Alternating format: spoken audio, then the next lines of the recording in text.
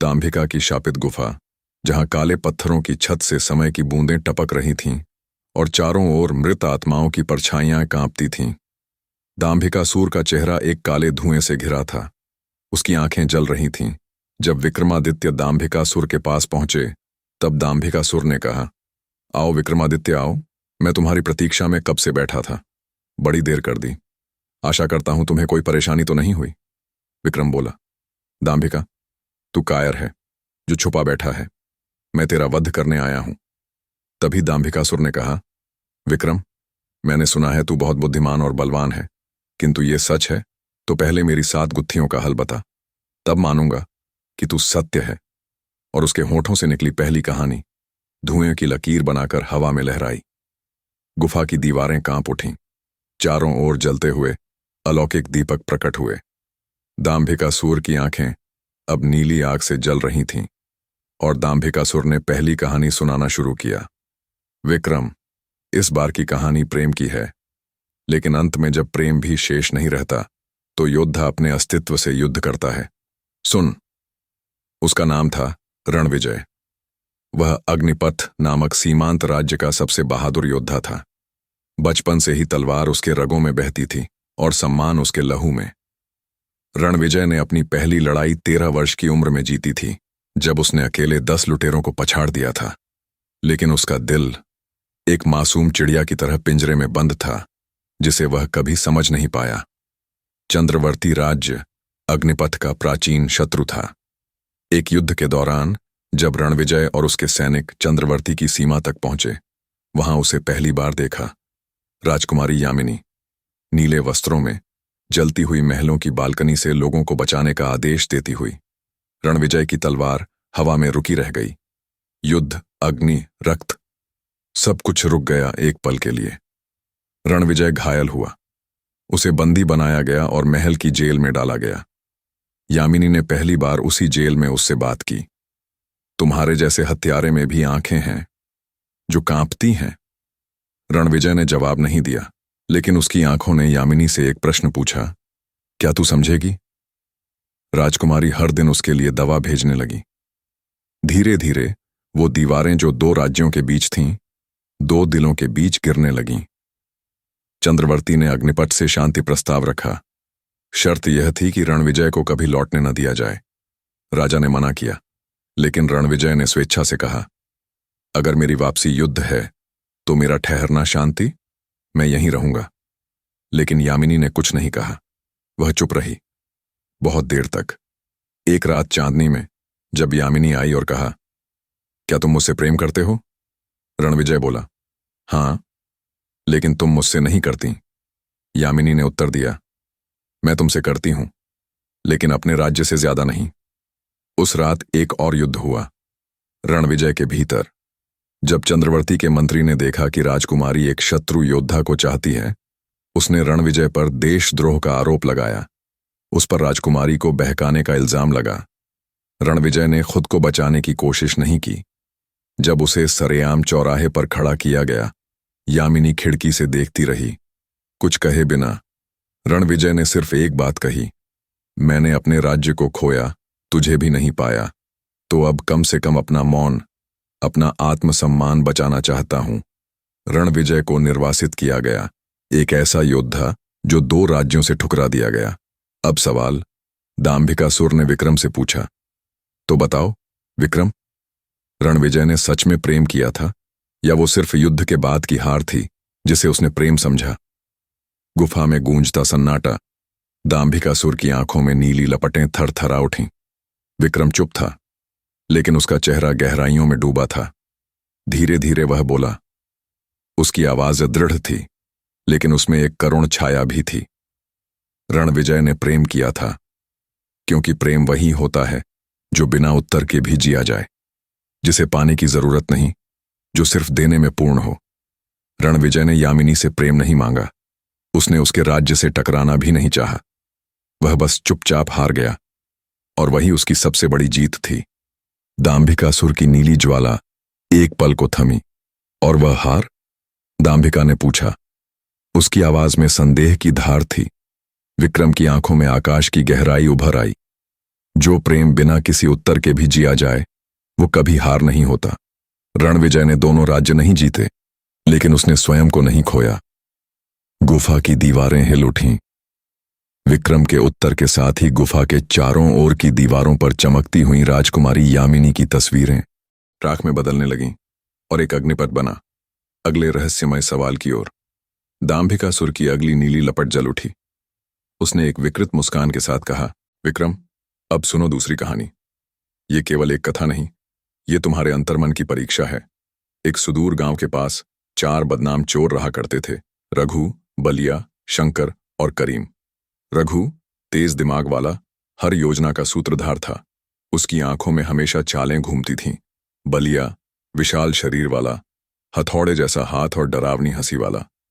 जब वह सामने होता दरवाजे अपने आप खुलते। शंकर चालाक, चुपचाप अपने फायदे की बातें सोचने वाला, जिसकी मुस्कान में धोखा छुपा होता। करीम सबसे शांत, सबसे कम बोलने वाला, पर हर ताले को चुटकियों में खोल सकने वाला शातिर। चारों ने कई छोटी मोटी चोरियां साथ की थीं, लेकिन इस बार निशाना था गांव का सबसे धनी व्यापारी, सेठ हरिराम। एक रात अंधेरे में वे चारों व्यापारी की हवेली में घुसे। छत से उतरकर रघु ने रास्ता दिखाया, बलिया ने दरवाजे तोड़े, शंकर ने सेठ के कक्ष तक का नक्शा पढ़ा और करीम ने तिजोरी की सांकलें तोड़ दीं। कुछ ही देर में सोना, चांदी, हीरे और नगदी उनके बोरों में भर चुकी थी। भागते समय एक गली में रघु रुका, बोला, सुनो, अगर हम यहीं बंटवारा करेंगे तो पकड़े जाएंगे। जंगल के उस पुराने खंडहर में मिलते हैं, सुबह सूरज उगने से पहले। चारों सहमत हुए और अपने अपने रास्ते चल पड़े। जंगल के उस उजड़े खंडहर में चारों मिले। बोरियां जमीन पर रखीं। एक बुझती मशाल की रोशनी में गहनों की चमक सर्प की तरह लहराई। भूख लगी थी। रघु और बलिया ने कहा, हम खाना लेने शहर जाते हैं, तुम दोनों यहीं रहो और खजाने की निगरानी करो। शंकर और करीम सिर हिलाते रहे, पर उनकी नजरें बस लालच से भरी थीं। रघु और बलिया शहर पहुंचे। रघु बोला, सोच, अगर शंकर और करीम न रहें तो आधा खजाना क्या, पूरा हमारा होगा। बलिया हंसा, सच्ची बात, चल कोई झर मिलाते हैं खाने में। उन्होंने बिरयानी में झर मिला दिया, धीमा मगर पक्का झर, आंखों से दिखाई न दे पर आंतों को जला दे। इधर शंकर ने धीमे से करीम से कहा, 2 हिस्से क्यों, हम दोनों क्यों ना बांटें, जैसे ही वे लौटें छुरी घोंप देंगे। करीम चुप रहा, पर उसकी जेब में रखी कटार की धार और पैनी हो गई। जैसे ही रघु और बलिया लौटे, थके पर मुस्कुराते हुए, शंकर और करीम ने अचानक हमला बोल दिया। धारदार कटारें और बलिया की गर्दन कट गई। रघु ने पलटने की कोशिश की, पर करीम की तलवार ने उसकी पीठ चीर दी।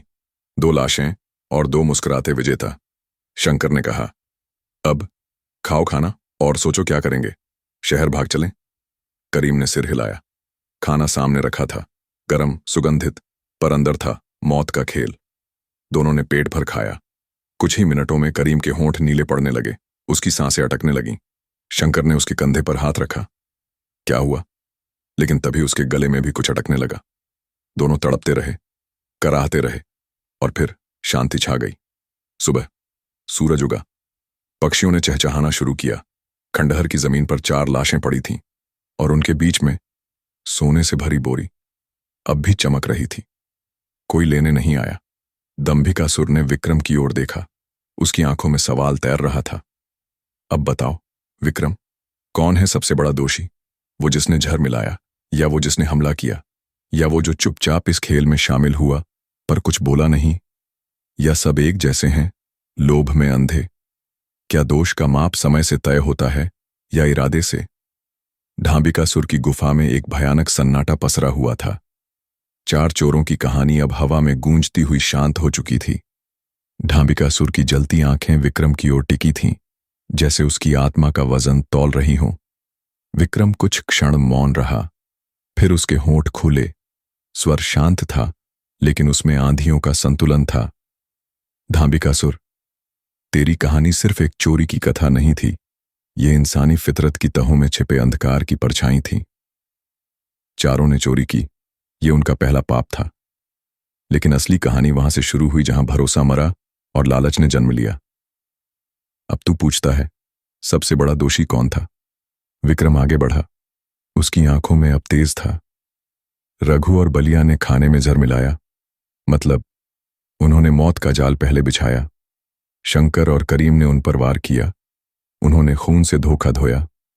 लेकिन दोष की गहराई केवल कर्म से नहीं, इरादे और समय से मापी जाती है। रघु और बलिया ने पहले हत्या का फैसला किया, जबकि उनके हाथों में अभी कोई खतरा नहीं था। उनका इरादा सबसे पहले बुरा था। उन्होंने सामने मुस्कान रखी और पीठ पीछे मौत लिखी।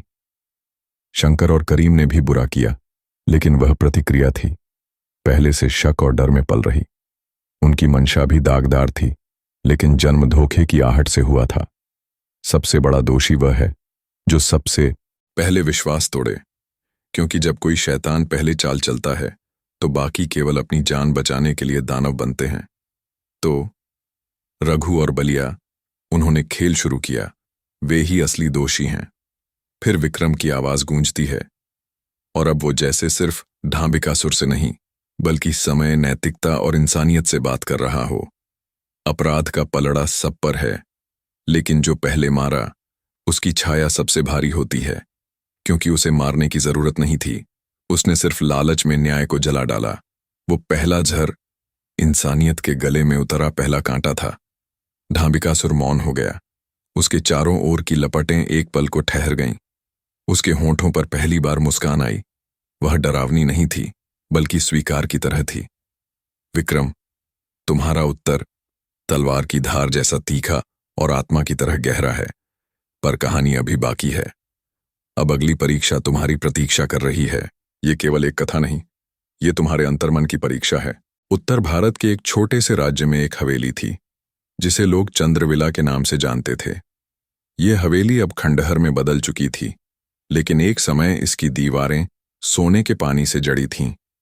लोग कहते थे उस हवेली में कोई राजकुमारी मारी गई थी, और तभी से वह भूत बनकर वहां वास करती थी। लेकिन कहानी वहीं खत्म नहीं होती। राजा का दरबार चल रहा था। तभी मंत्री ने एक याचक को अंदर लाया। वह एक बूढ़ा साधु था, जो कांप रही आवाज में बोला, महाराज, मेरा पोता 3 दिन पहले उस चंद्रविला हवेली में गया था, अब तक नहीं लौटा। राजा अर्जुन सिंह ने अपने विश्वसनीय गुप्तचर वीरभान को बुलाया और आदेश दिया, जाओ, पता लगाओ कि उस हवेली में क्या है। वीरभान, जो एक बहादुर और समझदार युवक था, रात के तीसरे प्रहर हवेली पहुंचा। हवेली की खिड़कियां टूटी हुई थीं, दीवारें गिरी हुईं, लेकिन सबसे डरावनी थी आखिरी मंजिल की आखिरी सीढ़ी।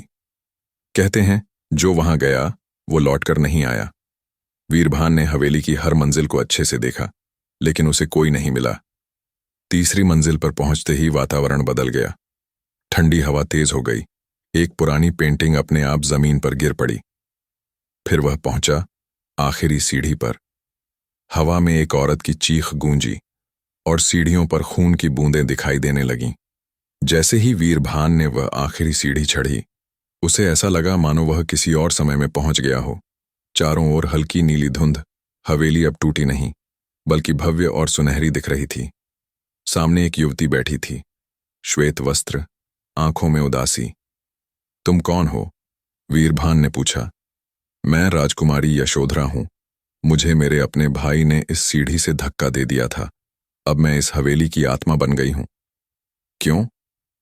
क्योंकि मैं अपने प्रेमी से विवाह करना चाहती थी, जो एक सामान्य कवि था, लेकिन मेरे भाई को यह मंजूर नहीं था। राजकुमारी ने वीरभान को एक पांडुलिपि दी, जिस पर लिखा था, जिसने मेरी कविता पढ़ी वह मेरा प्राण ले चला, जो अंत तक उत्तर दे वही मुझे मुक्त करा। वीरभान ने वह कविता पढ़ी और एकदम उसकी आंखों के सामने भूतियां छाया प्रकट हुई। वह राजकुमारी का भाई था, अब एक पिशाच में बदल चुका था। वीरभान और पिशाच के बीच घमासान युद्ध हुआ। हवेली की दीवारें कांपने लगीं, दरवाजे खुद ब खुद बंद हो गए। पिशाच ने कहा, आगे क्या होगा ये हम अगले अध्याय में जानेंगे। जब तक के लिए सब्सक्राइब कर लीजिए और कमेंट में बताएं सबसे अच्छा आपको क्या लगा। धन्यवाद।